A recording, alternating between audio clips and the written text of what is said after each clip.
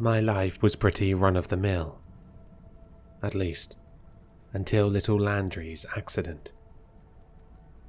He was my little brother, you see, and named Little Landry on account of being the little one of us two Landry brothers.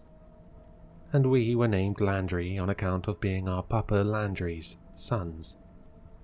Being the big brother, I had to look out for little Landry. We'd walk to school together. We'd go to the store together. We'd play games and watch movies together. Papa told us that we Landrys ought to stick together no matter what. And so, we did. But I made a big mistake. The kind that no big brother ought to make. We were playing chase, little Landry and me, but too close to the road. He was just 6 then, and I was 11, so he didn't know any better. When I was it, he was running away from me, and ran onto the road. I shouted at him to stop, but he thought it was part of the game, I suppose, so he kept running, right on under the 2-door sedan that was cruising down the road. It's hard to remember much of what happened right after that. I just know that 2 months later, we were back home, us 3 Landrys. But life wasn't so run-of-the-mill no more. Little Landry couldn't do much of anything anymore. The doctors said he had broken his neck, broken his face, and cracked his cranium, and that it was a miracle he was even alive. But they also said he might not really be alive at all, just sort of there, if you take my meaning. They told Papa that he ought to put little Landry down, with medicine. Papa Landry nearly got arrested then, because he was so mad that the doctors told him such a thing. Anywho, we brought little Landry home with us, because us Landrys ought to stick together, no matter what. But he wasn't right anymore. His eyes were open all the time, but it was just the whites there, like the parts of the eyes you see were rolled up into his head, and wouldn't come back out. His mouth was open too, in some kind of lopsided spread-too-far smile, like a clown gone drunk or something of the like. And the cuts and stitches from his accident had all kinds of lines and cracks running along his face that were all kinds of wrong. He just laid in his bed, all day and all night, looking all creepy-like, not moving or speaking or anything, like he was dead. But he wasn't dead, because he still breathed. It was this sticky sort of cracking sound. And he ate, though you had to move his mouth for him. And he went to the toilet, but you had to clean up for him. Matter of fact, I had to drop out of school on account of little Landry needing someone to feed him and clean him. Papa said he had to work a lot, so that we could keep the house and afford little Landry's needs. So for most of the day, it was just me and little Landry at home. That was when I started to lose my marbles a bit. I'd sit next to little Landry, day in and day out, taking care of him, feeding him, cleaning him up, and even reading books out loud in case he could hear, or watching TV loud enough in the other room that he could listen. All the while he'd just stare at me, with those blank white eyes, and smile at me with that nasty, crooked, cracked at the edges smile. I swear, I started seeing that face in my dreams. Sometimes I'd wake up in the middle of the night and feel like I could still see little Landry's nasty mug hanging right over me. It was like when you look at a bright light and then look away, and the bright light is still there, but sort of fading. Little Landry's nasty mug was there, hanging over me, but fading, like he'd been there a moment before or some such. But that was nonsense, because little Landry never moved. He just laid there in his room, staring at me any time I was around, making that nasty crackling sound with his breathing. Which is why it was so peculiar and downright unsettling the day when Papa Landry found that one note. He got home, thumping in through the door and slamming it shut behind him. And before I could even get up and say hello, he called out to me. "Landry," he shouted down the hall. "Get over here." I walked over right quick and said hello. Papa didn't answer though. He was staring down at a little sticky note, like the ones you see at the grocery store for school. It was smudged and old, like it had been left for some years in some attic, and on the wall, a glittery white patch stuck out from the rest of the dirty wall, where I suppose Papa had grabbed the note from. Papa looked up at me, frowning heavy, and asked, "What's this, boy?" "I don't know," I told him. Papa had a way of crinkling his forehead when he was getting mad, and when I said I don't know, he started crinkling his forehead in that way, so I knew I had to watch my step. "I don't know what's got into you, boy, but no more of this nonsense," Papa rumbled. "Yes, Papa. Sorry, Papa," I said politely. Papa shoved the note into his pocket and then thumped down the hall to his room. He didn't even look in on little Landry. He rarely had done after the first few months. I hadn't put up any notes, that was for sure. What did the note say? Why was Papa mad about it? I thought hard on that as I went about my day, and even checked the trash cans in case Papa had tossed the note. I had no luck on either count, so I figured I'd let it lie. I went back to little Landry's room to get on with my usual thing. There was a book about animals I'd been reading, so I got back to that, reading out loud in case little Landry could hear it. But before long, I noticed the damnedest thing. Others may not have noticed it, but I could have sworn by it, seeing as I spent so much time with little Landry. Little Landry was smiling bigger than ever. That torn and crooked smile of his, stretched and curled farther than it had earlier in the day, and his crackling breathing was a little louder than usual. I'll be damned if it didn't creep me right out, especially because his damn eyes hadn't changed a bit. They were still the same blank whites as always. I called Papa over to take a look. He was irate over me bothering him and said it was nonsense and wouldn't get up from his armchair. I got a bit upset about that and called him out over him not checking in on little Landry as much. After that, Papa agreed to come and see, though he didn't look pleased about it. When he entered the room, little Landry was laying there, same as always, but with that extra wide smile. "See?"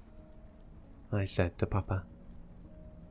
I felt that Papa had gone a little pale, but all he said was, "He's the same he's always been."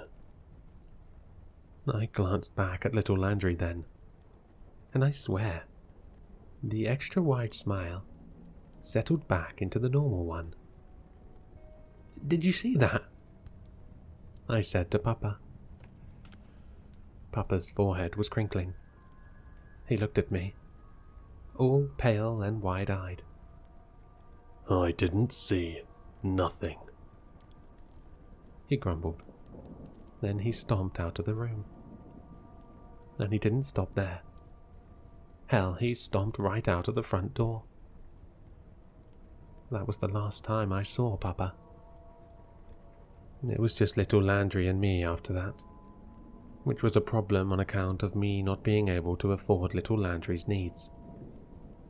I got some advice on that from Laurie, our neighbour, who told me I ought to write the government for help, since now little Landry and me were orphans.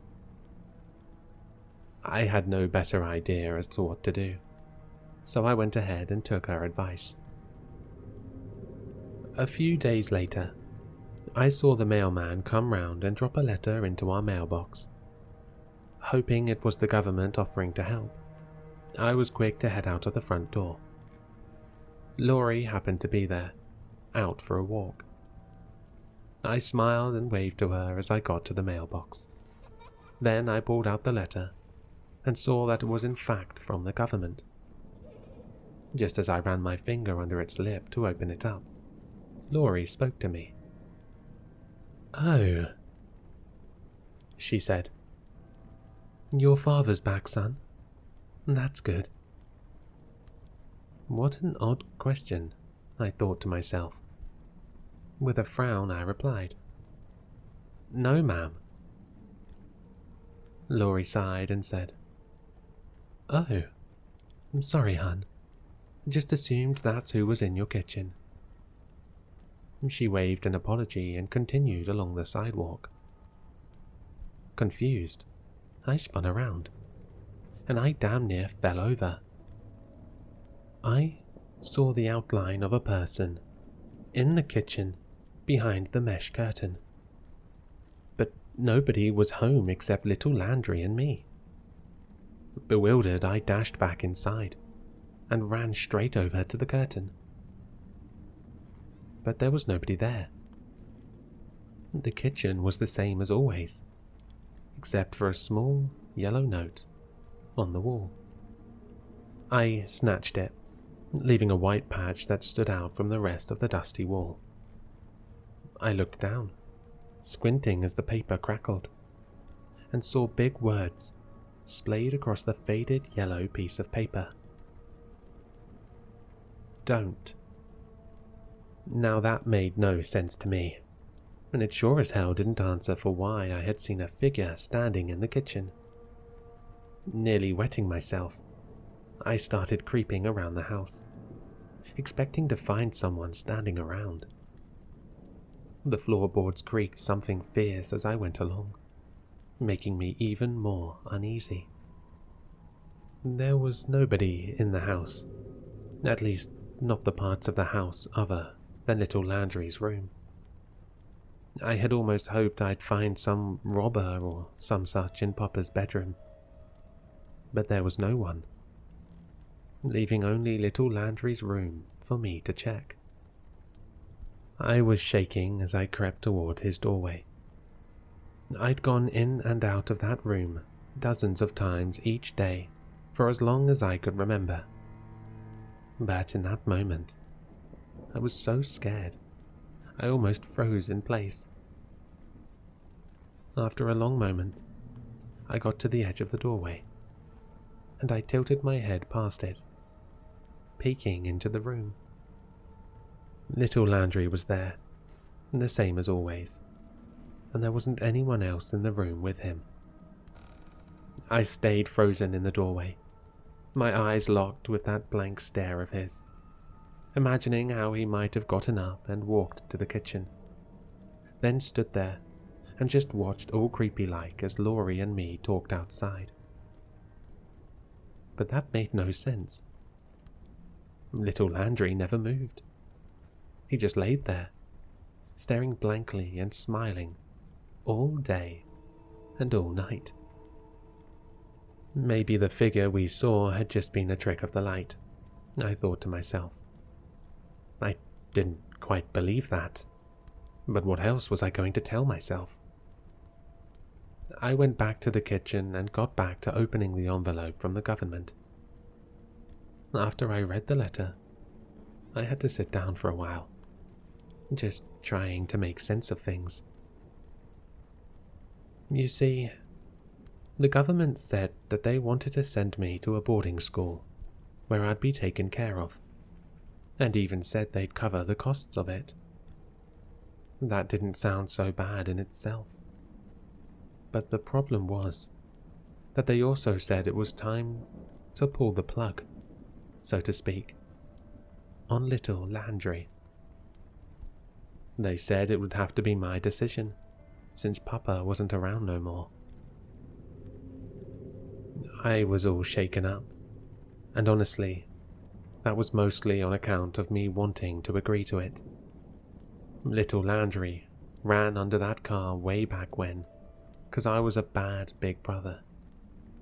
And now I was considering calling it good on his behalf and taking away what life he has left, making me even worse of a big brother. And yet, I so wanted to just go along with it. I wanted to move on. Was that wrong? I was mulling it over the next day, still undecided, when I saw it. Another note, just like the first. This one really took me by surprise, because I was on the toilet when I noticed it. I reached over to grab some toilet paper, and it was right there, next to my face. The paper crackled, the air feeling strangely warm around it, as I peeled it off the wall. The writing was on the underside this time. Don't. I swear, if I hadn't just been to the toilet, I would have shit myself. I cleaned up and got out of the bathroom as quick as I could, and I ran toward little Landry's room. He was laying there, same as always, except for his smile. It was that extra wide smile again. I could have sworn. The sight of it made my hair stand on end. And honestly, I lost it then. I shouted at little Landry. "Cut the shit!" I roared at him. "Why won't you say anything? Or do anything?" I screamed. He just laid there, same as goddang always. I kept shouting, and unsurprisingly he didn't respond in any way. Damn, I'm losing it, I thought to myself after that. I grabbed our phone and called up the number from the government letter that same day. I told them I was good to go along with their plans, for me and little Landry. I just had to get out of there. It was 3 days before the hospital people came to take little Landry. And in those 3 days, there were more notes. So many notes, all around the house. I really was losing it, I told myself, as I tore the crackling notes off the walls, not even bothering to read them anymore. By the time the hospital people arrived, the walls were downright littered with those glittery white patches. And then, little Landry was gone. They placed him on a stretcher and took him away to be put down. I thought I'd feel relieved, but I didn't. Not at all. I sat on the front porch with my bags all packed for the entire rest of the day, as I waited for my ride to pick me up and send me off to boarding school. I expected I'd be nervous going into the boarding school, but man, I was so rattled after everything that had happened back home that I had no energy for that. When I got to the school, all I could think about was getting to my room and going to bed. After having a tour of the school and meeting my teachers, I was allowed to go to my dorm room. I had the room to myself, which was a relief, because it meant I could go right to bed without being bothered. I didn't sleep good that night, because I dreamt of little Landry. That awful smile of his, that crackling breathing, and those blank eyes. At one point I woke up, and there he was, again. That fading image of him, as though he was slouched over the top of me just a moment ago. I sat up and rubbed my eyes, my room dimly lit by the lamp at my bedside. And then I saw it. My bones just sort of melted as I stared across my room, at the wall opposite my bed. A small, pale, yellow note. I nearly choked on my fear as I inched off my bed. I tiptoed toward the note, feeling all woozy. I peeled the paper off the wall, leaving a patch that was less obvious than the ones back home, but still there. I held the note up to my eyes real close, since it was tough to see in the gloom. "Bad brother," it said. Frozen in a carnal sort of terror, I lowered the note as I struggled for air. And then I noticed something on account of the dormitory wall being a lot cleaner than the walls back home. The white patch looked sort of odd. I leaned in close, real close, bringing myself right level with the patch. And I saw the patch wasn't really a patch. It was more of a hole in the wall, and the white that bulged from the opening had an outward curve to it and glistened a little in the light, like the white of an eye. And then I heard it, even though the paper was perfectly still in my hand. Crackling. Breathing.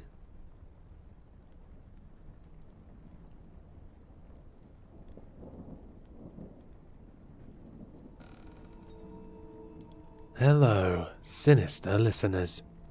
If you've enjoyed this story, then you'll find all the author's information in the description below. For more content, be sure to like, comment, and subscribe to succumb to the sinister.